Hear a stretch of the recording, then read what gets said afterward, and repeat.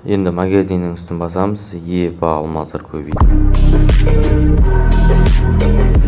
Ассалаумағалейкум жігіттер. В общем, қалай алма читті орнатып, қалай алмаздарды қорыту керек екенін осы видеода үйрететін боламын.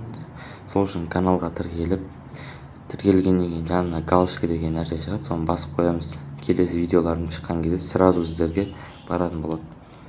Алма читті қай жерден аламын дейтіндерің болса, менің YouTube каналымның астында комментарийінде ссылка қалдырып өтетін боламын телеграмға. Сол жерге өтіп алма чит алуға болады. Кейбіреудің телефонда алма чит қосылмайды, соны қазір үйрететін боламын осы видеода.